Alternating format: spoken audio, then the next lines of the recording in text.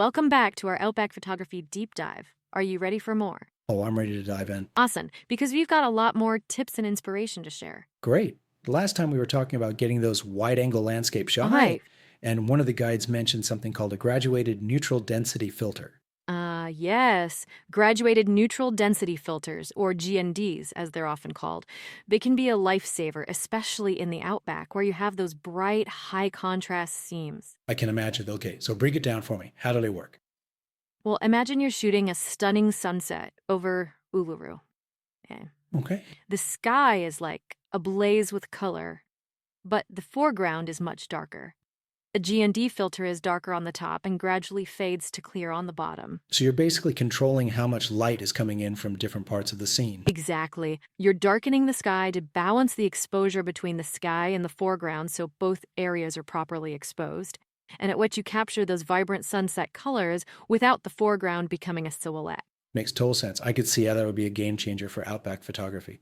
What other tips do the guides offer for landscape photography? Well, one article goes deep into using leading lines. Okay. It's all about using elements in the scene to guide the viewer's eye through the photograph. I think I've heard of that before, but how does it apply to the outback specifically? Think about those long, straight dirt roads that seem to stretch on forever, or those winding paths through a canyon. Oh, yeah, They just draw you in, right? totally. That it creates a sense of depth and perspective. Yeah. And it doesn't have to be just roads or paths, does it? It could be anything that creates a line, like a row of trees or even a fence line. You got it. It's all about being aware of your surroundings and finding those elements that can add depth and visual interest to your pictures. Okay, so leading lines are important. What other composition tips should we keep in mind? Well, one guide talks about the power of framing. It's using elements in the foreground to frame your main subject, drawing attention to it and adding a sense of depth. So instead of just shooting Uluru straight on, I could find a tree or a rock formation to kind of frame it within the shot. Exactly. You're using your surroundings to create a more dynamic and visually appealing composition. I love that. Now, let's switch gears for a bit and talk about something different. Mm. Astrophotography. Oh yeah, capturing the magic of the night sky. The Outback is one of the best places on Earth for it because of its dark skies and minimal light pollution. It sounds incredible, but I've got to admit, I'm a total newbie when it comes to photographing stars. Well, don't worry about that. We're all learning here. First things first, you'll need a camera that lets you manually adjust those settings: aperture, shutter speed, and ISO. Okay, I'm starting to see a pattern here. Understanding those core settings seems pretty crucial for any type of photography. You got it.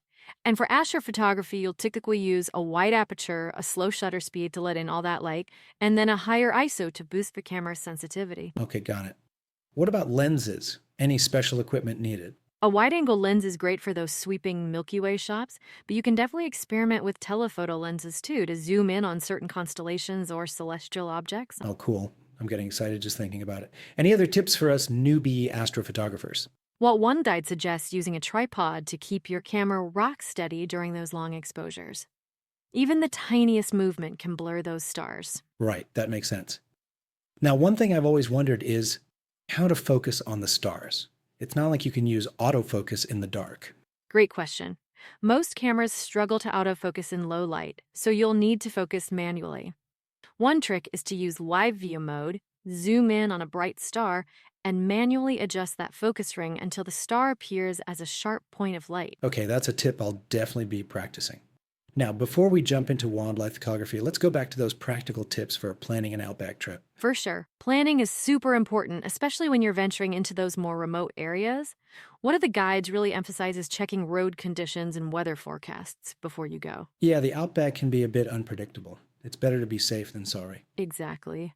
And it's always a good idea to let someone know your itinerary and expected return date just in case something happens. Safety first, for sure. So, we've got our route planned. We've checked the weather. What about packing? What kind of essentials should every outback photographer have? Okay, well, beside the obvious, your camera gear, lenses, tripod. Right. Some must-haves are a headlamp or flashlight for those nighttime shoots, extra batteries and memory cards, and of course a solid camera bag to protect everything from the dust and bumps along the way. All good reminders.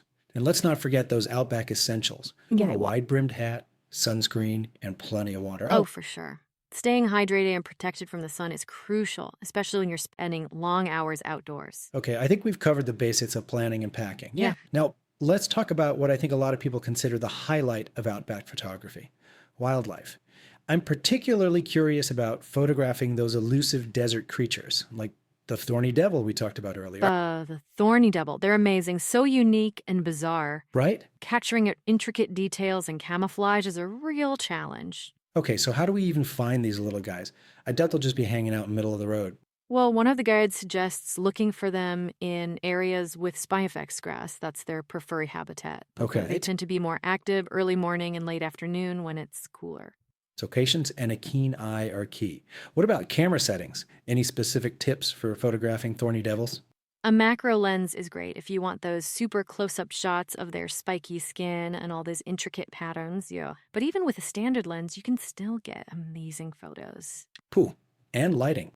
You mentioned that the golden hours are great for wildlife, but does that apply to thorny devils too? Absolutely. The soft light really makes their textures and colors pop. Plus, it's easier to spot them in the softer lighting conditions. The harsh midday sun can be a challenge with all the shadows and everything. Makes sense. Thorny devils, check. Now, I know a lot of people dream of getting that perfect kangaroo shot in the outback. Any tips? Kangaroos are definitely easier to find than thorny devils. You often see them grazing in open grasslands and woodlands, especially in the cooler parts of the day. So I don't need to go on some special kangaroo safari or anything. Not necessarily, but if you're really keen on getting those close-up shots, a guided tour can be helpful. Okay, makes sense. And speaking of close-ups, it's important to remember to photograph them ethically, right? Respect wildlife and keep a safe distance. Exactly. One guide really emphasizes that we should never approach a kangaroo too closely, especially if it's a mother with a jelly. Right, and I've heard feeding them is a big no-no as well. You're right. Feeding kangaroos can mess up our natural feeding habits and make them dependent on humans, which isn't good. Plus, it can attract them to dangerous areas like roadsides. Okay, so admire them from a distance and let them be wild. Got it. Any other kangaroo photography tips? Well, one article suggests using a telephoto lens to really capture those unique features, their powerful legs, long tails, and those expressive faces. I can already picture that shot. A kangaroo silhouetted against a fiery sunset ready to leap. That's a classic Outback image. And don't forget about the jellies peeking up from their pouches. Oh, that's adorable. That's going on my shot list. Okay, another iconic Outback animal, the emu. They're so fascinating with their long legs and those feathery bodies. Emus are cool. You'll often see them in open areas searching for food, and unlike kangaroos, they can't fly, which can make photographing them a bit easier. So no need to chase them down with my camera. Hopefully not, but they can move pretty fast, so be ready to adjust your shutter speed accordingly. Okay, noted. What about composition? Any tips for capturing striking emu photos? One guide recommends using the rule of thirds to create a more dynamic composition. Instead of putting the emu right in the center, try positioning it off to one side with its head tilted towards the empty space. Okay, that's a great tip. I could see how that would make the image more interesting. Now, last question about wildlife. I know the outback is home to tons of different birds, but where do I even start when it comes to photographing them? One of the guides talks about the importance of finding those good birding spots. Okay, so where are these birding hotspots? Well, a lot of national parks and nature reserves have designated areas for bird watching, but there are tons of online resources and birding apps that can help you pinpoint the best spots. Cool, so I found my birding spot. What's next?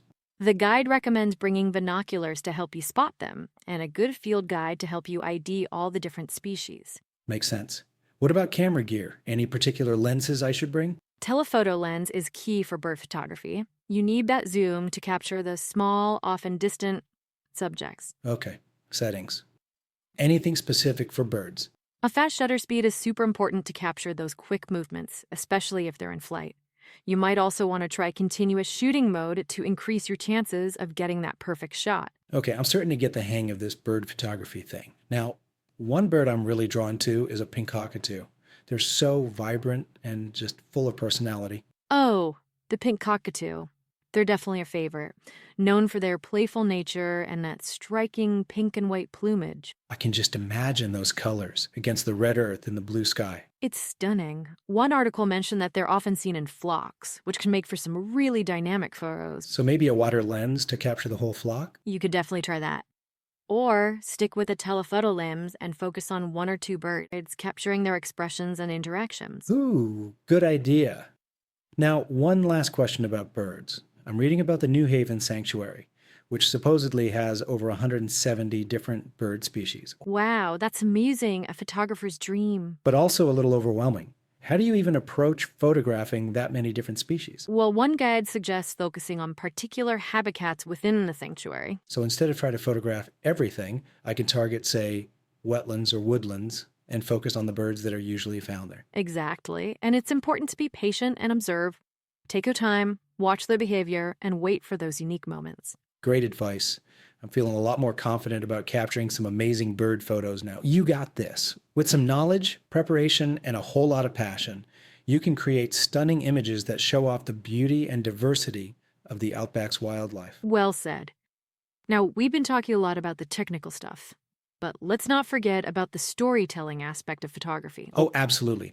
Photography is way more than just getting a pretty picture. It's about conveying emotions, sharing stories, and connecting with people. Right, and in the Outback, the stories are everywhere.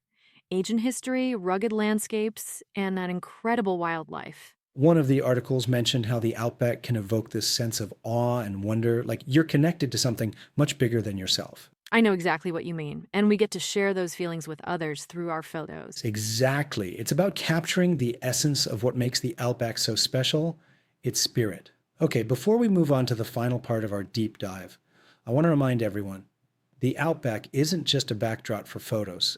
It's a living, breathing ecosystem, and it's important to treat it with respect. Definitely. One of the guides talked about minimizing our impact on the environment. So pack out everything you pack in, stay on trails, and be mindful of your surroundings. Right. And remember, the Outback can be extreme.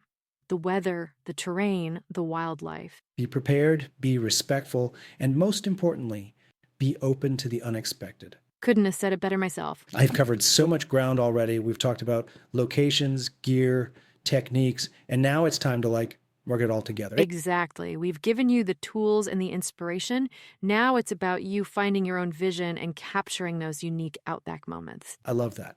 So one thing I wanted to touch on before we wrap up is post-processing. I know some photographers, they shy away from editing, but I think it's such a crucial part of the creative process. Oh, absolutely.